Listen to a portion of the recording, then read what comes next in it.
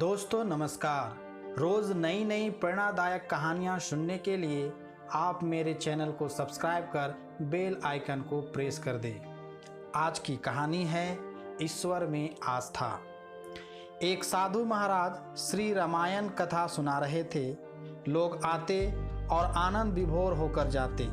साधु महाराज का नियम था, रोज कथा शुरू करने से पहले आइए हनुमंत जी विराजिए कहकर हनुमान जी का आह्वान करते थे। फिर 1 घंटा प्रवचन करते थे। एक वकील साहब हर रोज कथा सुनने आते थे। वकील साहब के भक्ति भाव पर एक दिन तर्कशीलता हावी हो गई। उन्हें लगा कि महाराज रोज आइए हनुमान जी विराजिए कहते हैं, तो क्या हनुमान जी सचमुच आते होंगे।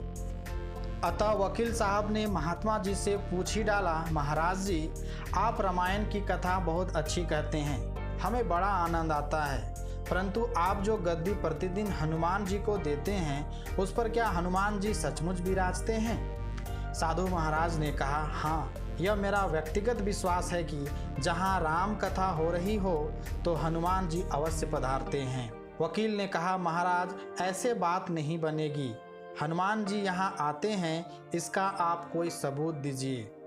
आपको साबित करके दिखाना चाहिए कि हनुमान जी आपकी कथा सुनने आते हैं। महाराज जी ने बहुत समझाया कि भाई आस्था को किसी सबूत की कसौटी पर नहीं कसना चाहिए। यह तो भक्त और भगवान के बीच का अटूट प्रेम है और व्यक्तिगत श्रद्धा का विषय है। आप कहो तो मैं प्रवचन करना बंद कर दूं या आप कथा में आना छोड़ दो। लेकिन वकील साहब नहीं माने। वो कहते ही रहे कि आप कई दिनों से दावा करते आ रहे हैं, यह बात अन्य स्थानों पर भी जहां आप प्रवचन सुनाते होंगे लोगों को कहते होंगे, इसलिए महाराज आपको तो साबित करना होगा कि हनुमान जी कथा सुनने आते हैं। इस तरह दोनों के बीच वाद विवाद होता रहा। मौखिक संघर्ष बढ़ता चला गया। हार कर साधु महाराज ने कहा, हनुमान जी हैं या नहीं उसका सबूत कल दिलाऊंगा। कल कथा शुरू हो तब प्रयोग करूंगा। जिस गद्दी पर मैं हनुमान जी को विराजित होने को कहता हूं, आप उस गद्दी को आज अपने घर ले जाना। कल अपने साथ उस गद्दी को लेकर आना और फिर मैं कल गद्दी यहाँ रखूंगा। मैं कथा से पहले हनुमान जी को बुलाऊंगा, फिर आप गद्दी ऊंची उठाना। यदि आपने गद्दी ऊंची कर दी तो समझना कि हनुमान जी नहीं हैं। वकील साहब इस कसौटी के लिए तैयार हो गए। महाराज ने कहा, हम दोनों में से जो पराजित होगा वह क्या करेगा, इसका निर्णय भी कर ले। यह तो सत्य और आस्था की परीक्षा है। वकील ने कहा, मैं गद्दी ऊंची ना कर सका तो वकालत छोड़कर आपसे दीक्षा ले लूँगा, लेकिन अगर आप पराजित हो गए तो क्या करोगे। साधु ने कहा, मैं कथा वाचन छोड़कर आपके ऑफिस का सेवक बन जाऊंगा। अगले दिन कथा पंडाल में भारी भीड़ हुई। जो लोग रोजाना कथा सुनने नहीं आते थे वे भी भक्ति, प्रेम और विश्वास की परीक्षा देखने आए। काफ़ी भीड़ हो गई, पंडाल भर गया। श्रद्धा और विश्वास का प्रश्न जो था। साधु महाराज और वकील साहब कथा पंडाल में पधारे। गद्दी रखी गई। महात्मा जी ने सजल नेत्रों से मंगलाचारण किया और फिर बोले, आइए हनुमान जी विराजिए।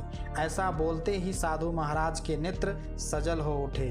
मन ही मन साधु बोले, प्रभु आज मेरा प्रश्न नहीं बल्कि रघुकुल रीति की परंपरा का सवाल है। मैं तो एक साधारण जन हूँ, मेरी भक्ति और आस्था की लाज रखना। फिर उन्होंने वकील साहब को निमंत्रण दिया कि आइए गद्दी ऊंची कीजिए। लोगों की आंखें जम गई। वकील साहब खड़े हुए। उन्होंने गद्दी उठाने के लिए हाथ बढ़ाया, लेकिन गद्दी को स्पर्श भी ना कर सके। जो भी कारण रहा हो, लेकिन उन्होंने 3 बार हाथ बढ़ाया, किंतु तीनों बार वे असफल रहे। महात्मा जी देख रहे थे। गद्दी को पकड़ना तो दूर, वकील साहब गद्दी को छू भी ना सके। तीनों बार वकील साहब पसीने से तरबतर हो गए।